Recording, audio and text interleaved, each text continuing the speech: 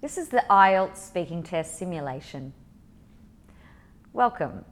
Can I ask your name? My name is Sarah Hill. Hi, Sarah. And whereabouts do you live?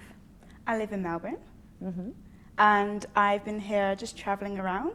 So I've been based in Melbourne for the last year, and I absolutely love it. It's so much culture in one place. It's just fabulous. Great.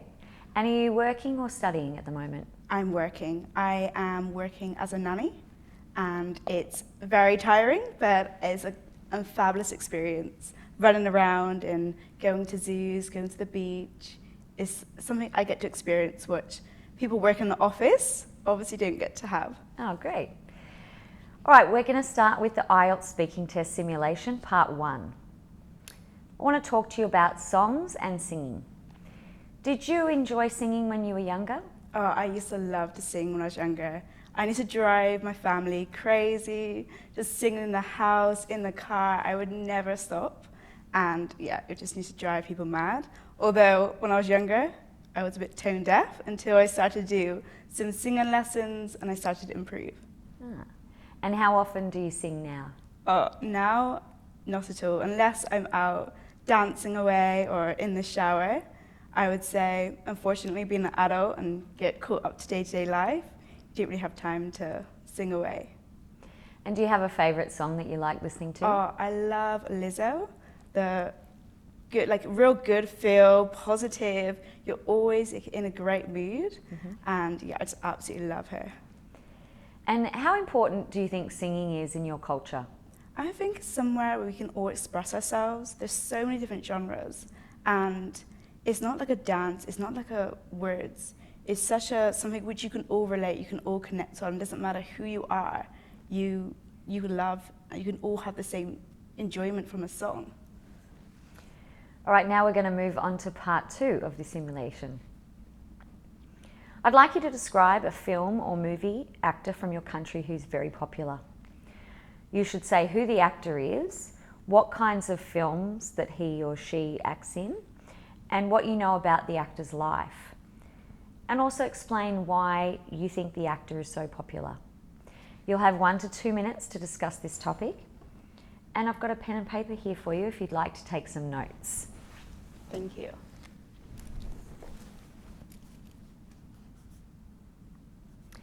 Great, time's up. Thank you. Now please, explain to me the actor that you chose. So the actor that I'd love to talk about is Tom Hardy. He is an English actor who does a broad range of different genres, from action to period, and he's just so multi-skilled. Like whatever role he does, he really takes on and completely, you believe he's that person, and he does extreme weight gain and weight loss, but he's completely captured. You absolutely just, you're hooked. You don't want to take your eyes off him. I mean, he's handsome, but he's amazing. I think he's so skilled at what he can do. And I also love the reason why I get drawn to him is because he's such a down-to-earth person, and that's why you are transfixed by him, because he's so down to earth. He loves dogs.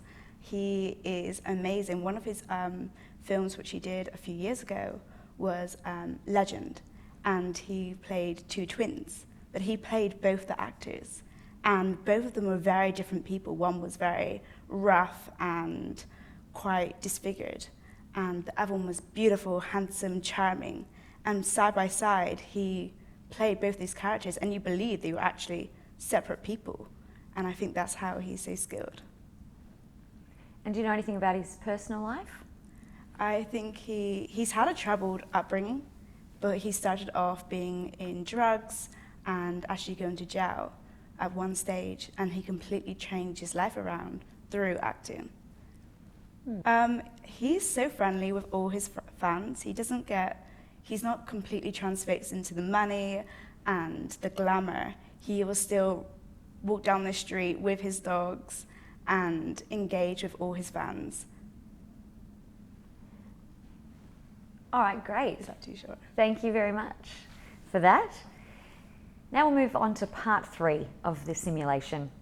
I want to talk to you about watching movies and films. What are the most popular types of movies in your country? I think being English, very obviously popular is comedy. We love to take ourselves out of the real world and have enjoyment and just relax. So comedy is a huge one, but also action is very huge.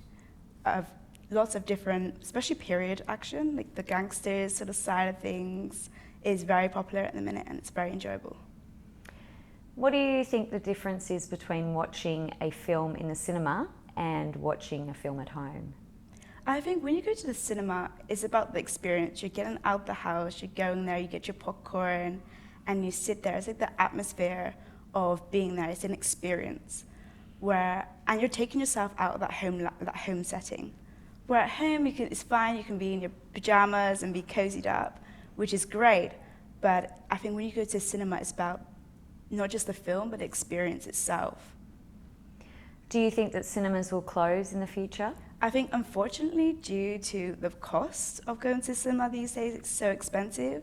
And with all the different streaming networks you have, why leave the house when it's so at your ability and costs nothing? It costs so little these days that, unfortunately, I don't see many people going to cinema.